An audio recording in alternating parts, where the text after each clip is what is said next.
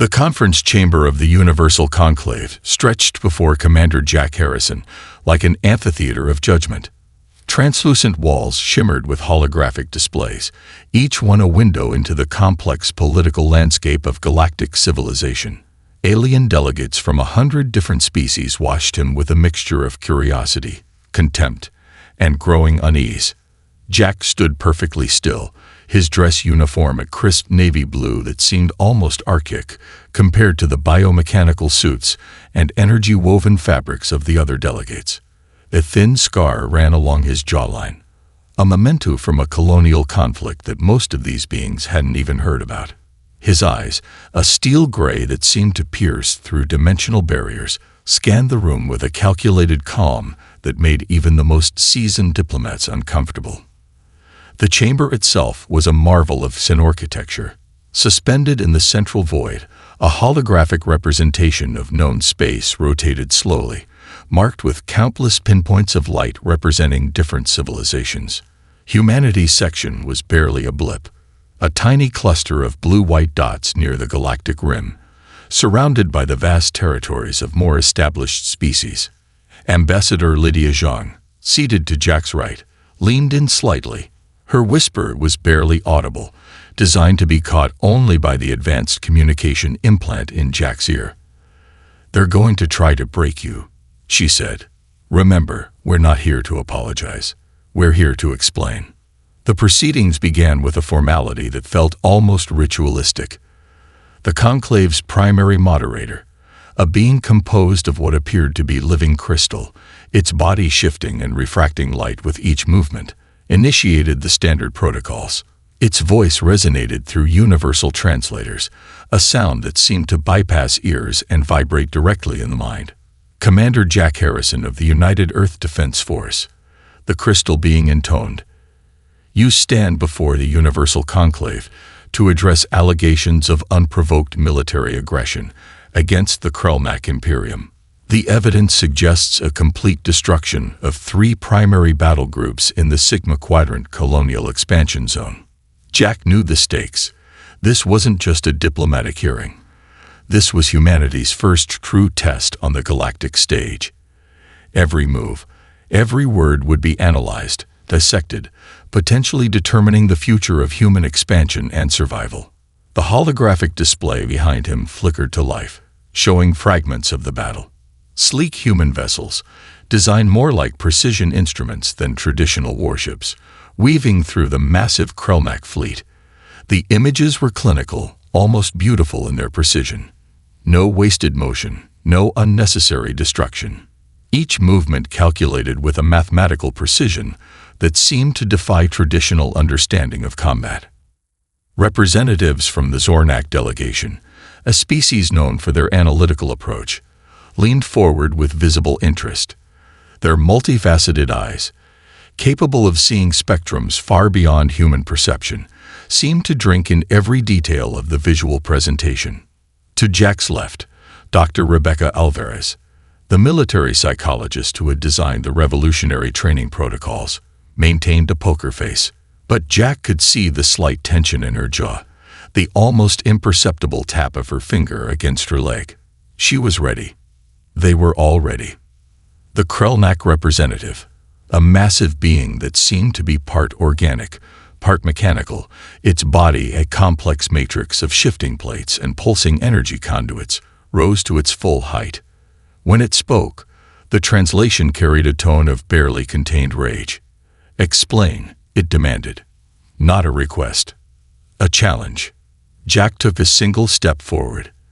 The entire chamber seemed to hold its breath. "We will," he responded, his voice carrying across the chamber without need for amplification. "And what you'll hear will change everything you understand about warfare, strategy, and survival." The first volley in humanity's most important diplomatic battle was about to be launched. The holographic display began to reconstruct the battle with surgical precision. Each movement, each tactical decision played out in a 3-dimensional representation that made the alien delegates lean forward in collective disbelief. Lieutenant Commander Michael Rodriguez, the battle's lead tactical analyst, stepped forward. His fingers danced across a holographic interface, pulling apart the battle sequence like a complex piece of machinery.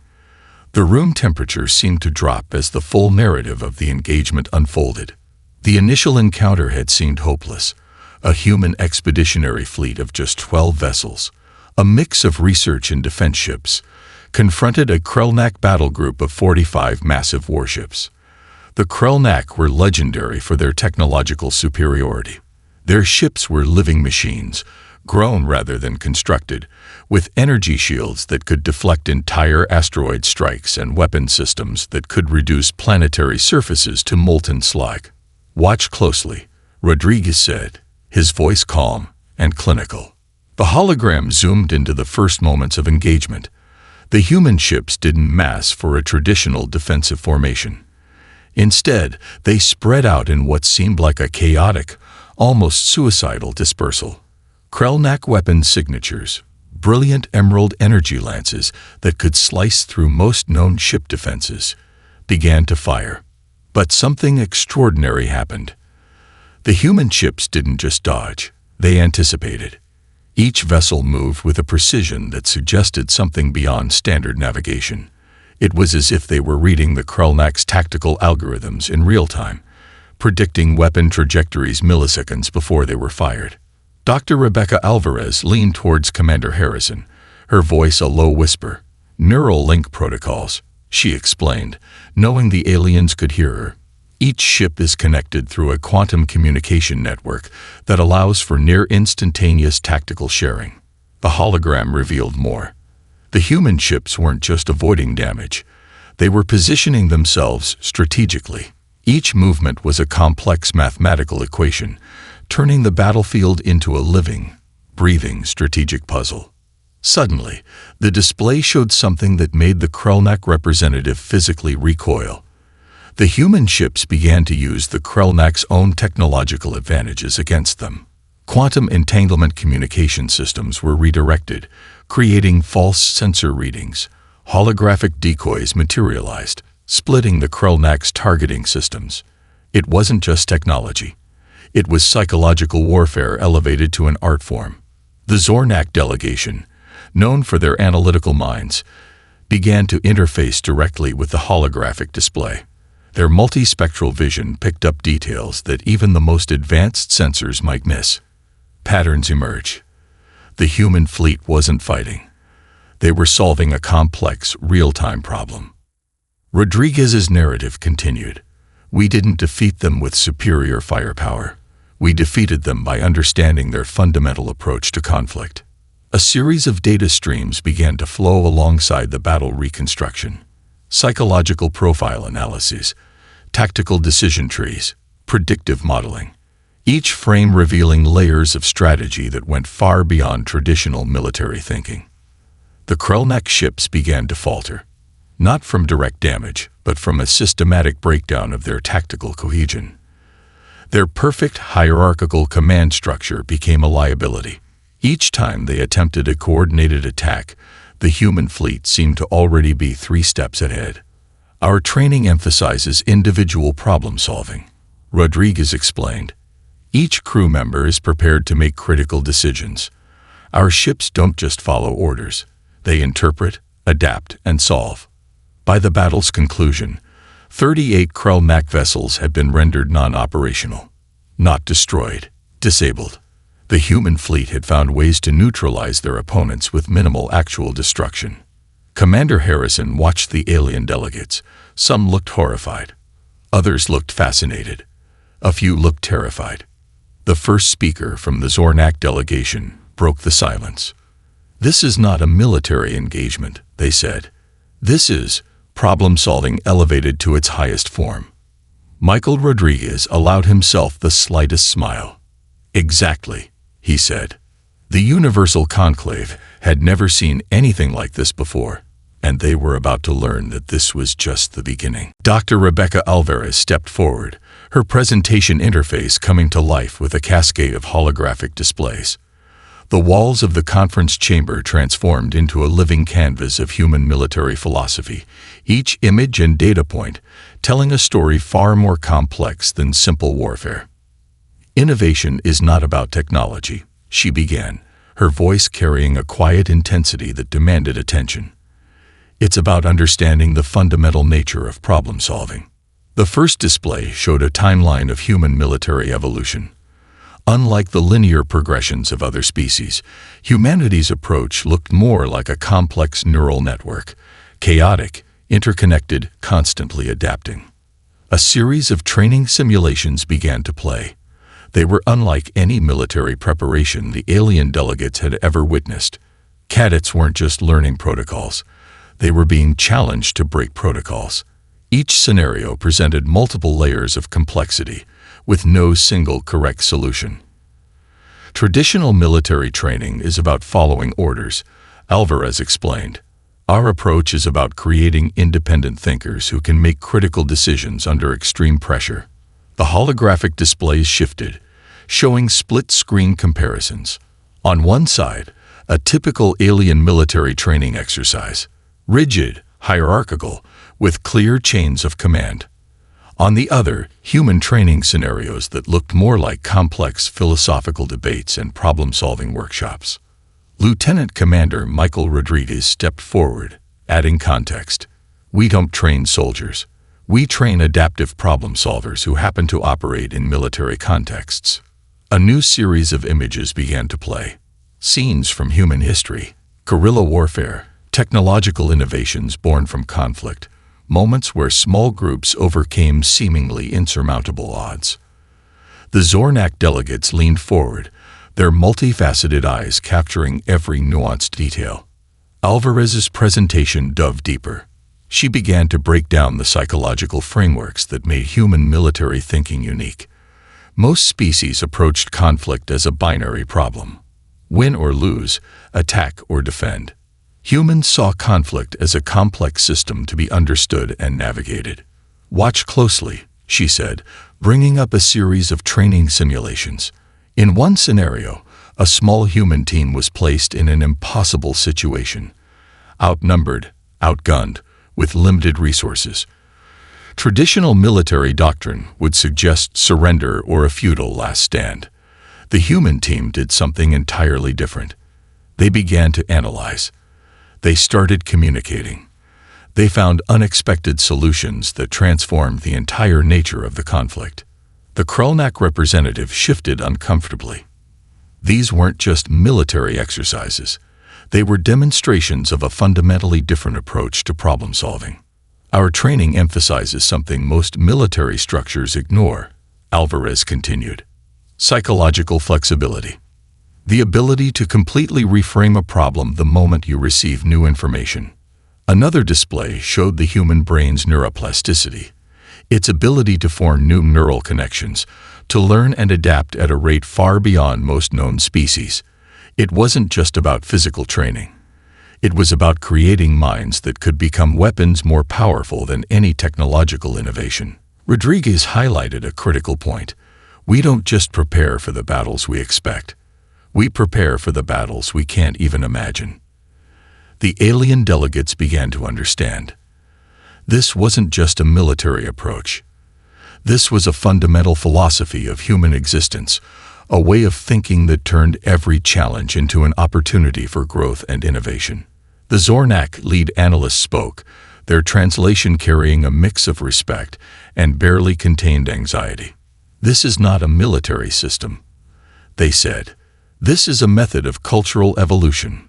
Precisely, Alvarez responded with a slight smile. The Universal Conclave was witnessing something unprecedented. This wasn't a presentation about military might. This was a revelation about the fundamental nature of human potential. And they had only scratched the surface. The holographic reconstruction of the battle began again, this time with microscopic precision. Every movement, every decision became a study in psychological warfare that left the alien delegates breathless. Commander Jack Harrison stood to the side, his presence a silent anchor as Lieutenant Commander Michael Rodriguez walked the conclave through the most intricate battle analysis in galactic history. Psychological manipulation is not about deception, Rodriguez began. It's about understanding the fundamental thought processes of your opponent. The display zoomed into the initial moments of engagement. The human fleet's movements seemed chaotic at first, ships dispersing in patterns that defied traditional tactical understanding. But as the analysis progressed, a horrifying clarity emerged for the alien observers. Each human ship was not just a vessel. It was a living, thinking entity that could make split-second decisions based on a collective neural network that transcended traditional communication systems. The Krellnak battle group had entered the conflict with absolute confidence. Their technology was generations ahead of what they believed humans could comprehend. Their communication systems were thought to be unhackable, their strategic algorithms considered the most advanced in known space. Rodriguez's fingers danced across the holographic interface, peeling back layers of the engagement like a surgeon dissecting a complex organism. "Watch how we didn't just counter their technology," he explained. "We used their own technological advantages against them." The display showed quantum communication signals being subtly manipulated. The human ships created a complex web of false sensor readings, quantum-entangled communication nodes that existed in multiple states simultaneously. It wasn't just electronic warfare. It was a form of mathematical poetry. A Zornak analyst leaned forward, multifaceted eyes capturing every nuanced detail. "They're not fighting." The translator interpreted their communication. "They're solving a complex, living problem." Precisely. The human ships began to demonstrate something beyond mere tactical superiority. They were reading the Krellnak's tactical algorithms in real time, predicting weapon trajectories milliseconds before they were fired. Each movement was a calculated response, a living solution to a dynamic, ever-changing problem. Dr. Rebecca Alvarez stepped forward, her explanation cutting through the visual complexity. "Our training emphasizes something most military structures ignore," she said, "the human mind's capacity for radical adaptation." The battle reconstruction showed how individual crew members were making critical decisions that fed into a larger, more complex strategic approach. No rigid command structure, no predetermined responses, just pure, adaptive problem-solving. The Krellnak representative, a massive being of shifting mechanical and organic components, seemed to physically recoil as the full implications became clear. This wasn't just a military engagement. This was a fundamental challenge to everything they understood about conflict. Rodriguez highlighted a critical moment. The human fleet didn't just avoid destruction. They systematically neutralized the Krellnak's tactical cohesion, not through overwhelming firepower, but through a complex psychological dismantling of their command structure. "We defeated them by understanding their fundamental approach to conflict," he explained. "Our ships don't just follow orders. They interpret, adapt, and solve." The holographic display began to show the psychological profiles of the human crew. Each individual was a complex node of decision-making potential. Their training wasn't about creating soldiers. It was about creating adaptive problem solvers who could operate under extreme psychological pressure. The conclave chamber fell into a stunned silence. Commander Harrison allowed himself the slightest smile. The first battle had been fought. But the real war, the war of understanding, was just beginning. The Universal Conclave was about to learn that humanity represented something far more dangerous than a military threat. They represented a fundamental shift in how intelligent beings could approach challenge, conflict, and survival. The Universal Conclave chamber erupted into chaos the moment the battle analysis concluded. Diplomatic protocols, carefully maintained for millennia, began to fracture like brittle glass. The Krellnak representative rose to its full height, a massive construct of living technology that seemed to pulse with barely contained rage. Its translation device crackled with electromagnetic fury. "This is an act of unprecedented aggression." The being's voice resonated through the chamber, a sound that seemed to vibrate at the molecular level. Ambassador Lydia Zhang remained perfectly calm. Her position beside Commander Jack Harrison was deliberate, a visual representation of humanity's united front. Where the Krellnak radiated anger, the human delegation projected a calculated composure that was itself a form of psychological warfare. Delegates from the Zornak delegation began to interface directly with the presented data. Their multispectral vision allowed them to perceive layers of information invisible to most species. What they saw was not a military engagement, but a complex problem-solving exercise that defied traditional understanding of conflict. "This is not warfare," announced the lead Zornak analyst, their voice cutting through the mounting tension. "This is evolution in real time." The chamber divided instantly. Some alien species recoiled in horror. Others leaned forward with a mixture of fascination and growing respect. The smaller, less established civilizations in the Conclave saw something entirely different, a potential pathway to challenging existing galactic power structures. Commander Harrison stepped forward. The room fell silent. "We are not seeking conflict," he said, his voice carrying without need for amplification. "We are seeking understanding." Dr. Rebecca Alvarez moved to support his statement. Her presentation shifted, showing humanity's historical approach to conflict resolution. Images flashed of diplomatic negotiations, peacekeeping missions, technological exchanges. Each picture told a story of a species that approached challenges not as a zero-sum game, but as an opportunity for mutual growth. The Krelnak delegation demanded immediate sanctions. They proposed expulsion of humanity from the Universal Conclave, presenting a detailed list of violations and perceived transgressions.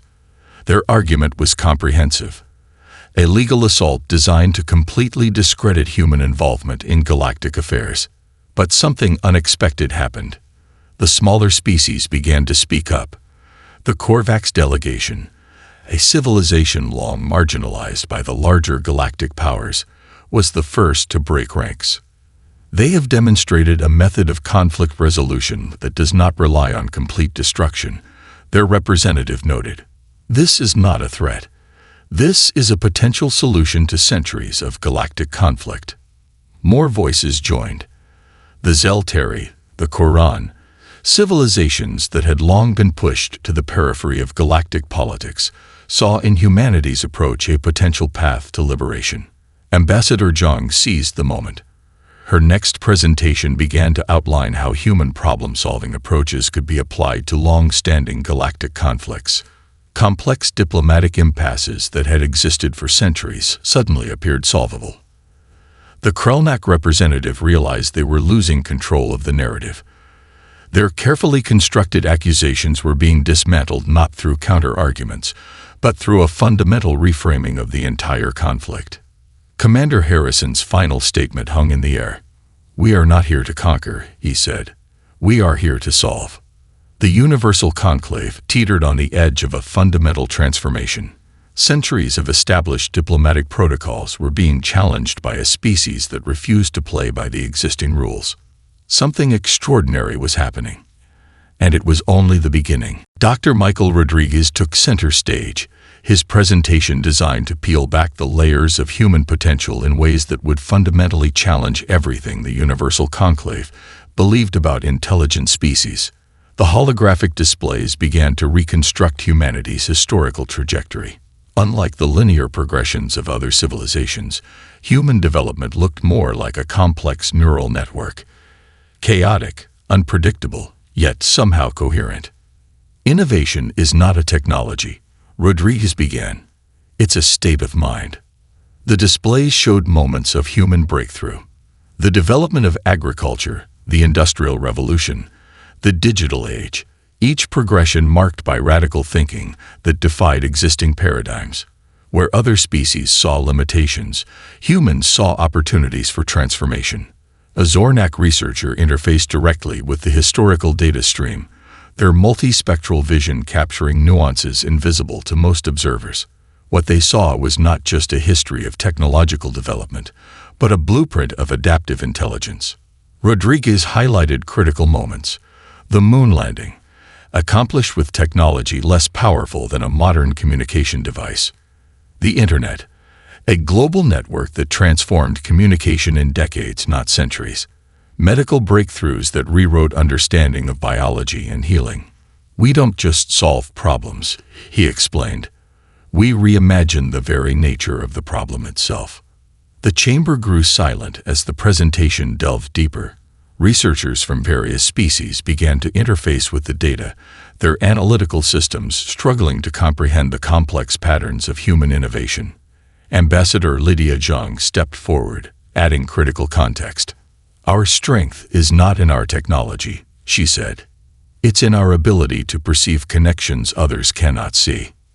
The displays began to show how human problem-solving transcended traditional boundaries. Military strategies that became diplomatic solutions. Technological challenges transformed into social innovations. Each example challenged the fundamental understanding of progress. The Krelnak delegation watched with a mixture of horror and grudging respect. Their own civilization had been built on rigid hierarchical structures, technological superiority, and carefully controlled innovation. Humanity represented something entirely different, a species that saw rules as suggestions, challenges as opportunities. Rodriguez's presentation took an unexpected turn. He began to demonstrate how human psychological training could be applied to galactic-scale challenges. Long-standing conflicts between species that seemed insurmountable suddenly appeared solvable through human-developed problem-solving techniques. "We don't just fight wars," he said. "We find ways to make wars unnecessary." The smaller species in the conclave began to lean forward. The Korvax and Zeltari delegations, long marginalized by larger powers, saw in humanity's approach a potential pathway to meaningful change. A series of case studies began to play. Humanitarian missions that transformed potential conflicts into diplomatic exchanges. Technological sharing that lifted entire civilizations. Approaches to resource management that challenged everything known about interstellar economics. Commander Jack Harrison stood to the side, a silent embodiment of the potential being demonstrated. His presence was itself a statement, calm, collected, ready to transform any challenge into an opportunity. The Universal Conclave was witnessing something unprecedented. This was not a presentation about a single species. This was a demonstration of a fundamentally different approach to existence. The Zornak lead analyst spoke, their translation carrying a mix of wonder and trepidation. "They are not just solving problems," the analyst said. "They are redefining the very nature of problem-solving." As the presentation concluded, the chamber hung in a moment of profound silence. The galaxy would never be the same, and humanity was just getting started. The Universal Conclave Chamber transformed into a crucible of galactic politics. What had begun as a hearing about human military actions was rapidly becoming a watershed moment in interstellar relations. The Krelnak delegation, humiliated and desperate, launched their final assault.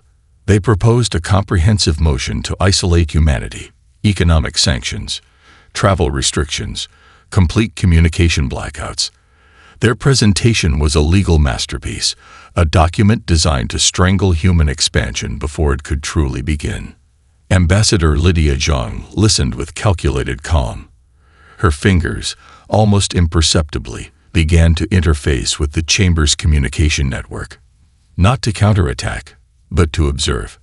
Unexpectedly, the first challenge came from an unlikely source. The Korvax delegation, a species that had been perpetually marginalized in galactic politics, stood to speak. "We have reviewed the complete tactical and psychological analysis," their representative began. "What we see is not aggression. What we see is a fundamental approach to problem-solving that challenges everything we understand about conflict resolution." More voices joined. The Zeltari, the Quran, smaller civilizations that had long been pushed to the periphery of galactic decision-making, began to rally. Commander Jack Harrison watched the diplomatic storm unfold. This wasn't just a defense. This was a fundamental restructuring of galactic power dynamics. Dr. Rebecca Alvarez moved to the center of the chamber. Her presentation began to demonstrate how human problem-solving techniques could be applied to long-standing interstellar conflicts. Complex diplomatic impasses that had existed for centuries suddenly appeared solvable. The holographic displays began to show potential diplomatic scenarios. Where traditional galactic diplomacy saw zero-sum games, human approaches revealed collaborative solutions. Resource conflicts that had lasted generations could be reimagined as opportunities for mutual growth. The Zornak delegation, known for their analytical precision, began a comprehensive analysis of the human approach. Their multispectral perception allowed them to see layers of complexity that other species missed. They are not solving problems, the lead Zornak analyst noted. They are fundamentally redefining the nature of problem solving. The Krellnak found themselves increasingly isolated. Their carefully constructed legal assault was being dismantled not through counter-arguments, but through a complete reframing of the conflict. Lieutenant Commander Michael Rodriguez stepped forward with a critical presentation. He began to outline how human psychological training could be adapted to help resolve long-standing galactic conflicts. Diplomatic deadlocks that seemed insurmountable suddenly appeared navigable. The smaller species saw something profound. This wasn't just about human military potential. This was about a completely different approach to existence. Ambassador Zhang's strategy became clear. They weren't just defending humanity. They were offering a new paradigm of interstellar cooperation. The chamber began to split. The larger, established powers, represented by the Krellnak and similar civilizations, saw a threat. The smaller, marginalized species saw a lifeline. Commander Harrison's presence remained a silent anchor. Where the Krellnak radiated anger, the human delegation projected a calculated composure that was itself a form of psychological warfare. "We are not here to conquer," Harrison finally spoke, his voice cutting through the diplomatic tension. "We are here to solve." The Universal Conclave teetered on the edge of a fundamental transformation. Centuries of established diplomatic protocols were being challenged by a species that refused to play by the existing rules. Something extraordinary was happening, and it was becoming clear that humanity represented more than just another species. They represented a fundamental shift in how intelligent beings could approach challenge, conflict, and survival. The galaxy would never be the same. The final session of the Universal Conclave began with a silence more profound than any diplomatic gathering in galactic history. Commander Jack Harrison stood at the center of a chamber that had become a crucible of potential transformation. Ambassador Lydia Zhang stepped forward, her presentation interface activating with a subtle gesture. The holographic displays began to weave a narrative that was both a defense and a vision, a comprehensive outline of humanity's approach to existence that transcended traditional understanding of species, conflict, and cooperation. "We are not here to prove our superiority," she began. "We are here to demonstrate a fundamental approach to problem solving that can benefit every civilization in this galaxy." The displays showed a complex tapestry of human history, not a linear progression of technological achievements, but a living network of interconnected innovations. Each breakthrough was shown not as a triumph of individual genius, but as a collaborative effort that challenged existing limitations. Dr. Rebecca Alvarez added context, her psychological analysis revealing the core of human potential. "Our strength is not in our technology," she explained. "It is in our ability to perceive connections others cannot see, to transform challenges into opportunities." The Krellnak delegation made their final stand. Their representative, a massive construct of living technology, demanded complete isolation of human expansion. Economic sanctions, communication blackouts, total galactic quarantine. But something unexpected was happening. The smaller species, the Korvax, the Zelteri, the Koran, began to rally. They saw in humanity's approach a potential pathway to liberation from long-standing galactic power structures. Lieutenant Commander Michael Rodriguez presented a series of potential collaborative scenarios. Complex interstellar challenges that had seemed insurmountable were suddenly reframed as solvable problems. Resource conflicts, technological barriers, diplomatic deadlocks, all appeared navigable through human problem-solving techniques. The Zornak lead analyst interface directly with the presentation data. They are not just solving problems. The translation came. They are redefining the very nature of problem-solving. Commander Harrison's final statement hung in the air, a challenge and an invitation. "We are not here to conquer," he said. we are here to solve. Together. The Universal Conclave Chamber transformed. What had begun as a hearing about military aggression became something far more profound. A potential blueprint for a new form of galactic cooperation. The holographic displays began to show potential collaborative scenarios. Human problem-solving techniques applied to long-standing interstellar challenges. Resource conflicts reimagined as opportunities for mutual growth. Technological barriers transformed into bridges of understanding. Ambassador Zhang's strategy became clear. They weren't just defending humanity. They were offering a new paradigm of interstellar cooperation. The smaller species saw something revolutionary. This wasn't just about human military or technological potential. This was about a completely different approach to existence, a way of thinking that could liberate civilizations from centuries of conflict and limitation. As the final vote approached, the galaxy held its breath. The Krelmak found themselves increasingly isolated. Their carefully constructed legal assault was being dismantled not through counter-arguments, but through a complete reframing of the conflict. The Universal Conclave was witnessing something unprecedented. This was not a presentation about a single species. This was a demonstration of a fundamentally different approach to existence. When the final vote was tallied, it was not unanimous, but it was transformative. Humanity would not be isolated. They would be invited, no, challenged, to demonstrate their approach on a galactic scale. The chamber erupted in a mixture of hope, fear, and unprecedented possibility. The galaxy would never be the same, and humanity was just getting started.